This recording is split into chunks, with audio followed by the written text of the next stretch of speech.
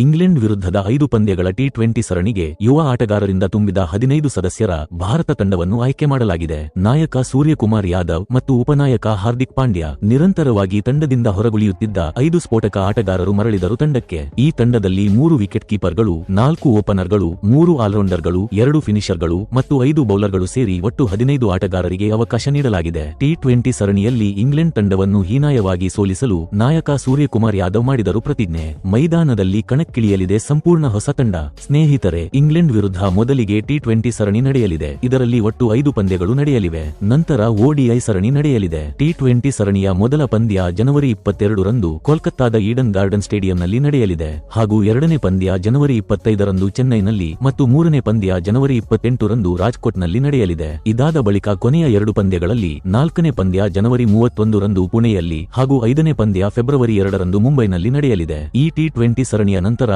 ODI ಸರಣಿ ಶುರುವಾಗುತ್ತದೆ. England ವಿರುದ್ಧದ ಟಿ20 ಸರಣಿಯಲ್ಲಿ ನಾಯಕತ್ವದ ಜವಾಬ್ದಾರಿ ಸೂರ್ಯಕುಮಾರ್ ಯಾದವ್ ಅವರ ಹೆಗಲಿನ ಮೇಲಿದೆ. ಏಕೆಂದರೆ ಬಿಸಿಸಿಐ ಕ್ಯಾಪ್ಟನ್ ರೋಹಿತ್ ಶರ್ಮಾ ನಂತರ ಈ ಜವಾಬ್ದಾರಿಯನ್ನು ಸೂರ್ಯ ಅವರಿಗೆ ನೀಡಿದೆ ಮತ್ತು ಇದನ್ನು ಅವರು ಅತ್ಯುತ್ತಮವಾಗಿ ಬಳಸಿಕೊಂಡಿದ್ದಾರೆ. ಫುಲ್ ಟೈಮ್ ಟಿ20 ನಾಯಕನಾಗಿ ಆಯ್ಕೆಯಾದ ನಂತರ ಅವರು ಭಾರತಕ್ಕಾಗಿ ಒಂದು ಪಂದ್ಯವನ್ನು ಕಳೆದುಕೊಂಡಿಲ್ಲ.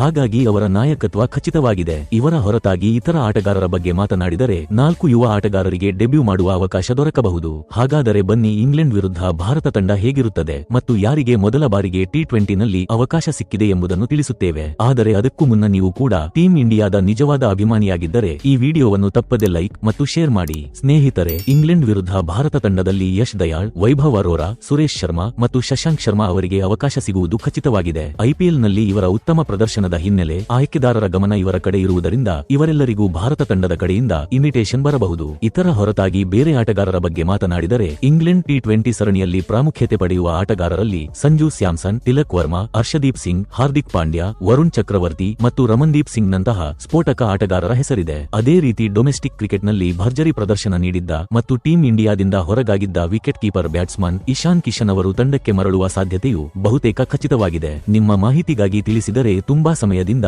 ಇಶಾನ್ ಕಿಶನ್ ತಂಡದಿಂದ ಹೊರಗಿದ್ದಾರೆ. ಆದರೆ ಈಗ ಹೋಮ್ ಲೀಗ್ ಕ್ರಿಕೆಟ್ನಲ್ಲಿ ಸ್ಫೋಟಕ ಆಟ ಪ್ರದರ್ಶಿಸುತ್ತಿದ್ದು ತಂಡಕ್ಕೆ ಮರಳಲು ಅವರು ಪ್ರಯತ್ನಿಸುತ್ತಿದ್ದಾರೆ. ಸ್ನೇಹಿತರೆ, ತಂಡದ ಕಾಂಬಿನೇಷನ್ ಬಗ್ಗೆ ಮಾತನಾಡುವುದಾದರೆ ಓಪನಿಂಗ್ ಸ್ಥಾನಕ್ಕೆ ಯಶಸ್ವಿ ಜೈಸ್ವಾಲ್, ಅಭಿಷೇಕ್ ಶರ್ಮಾ ಮತ್ತು ಋತುರಾಜ್ ಗಾಯಕ್ವಾಡ್ಗೆ ಅವಕಾಶ ದೊರೆತಿದೆ.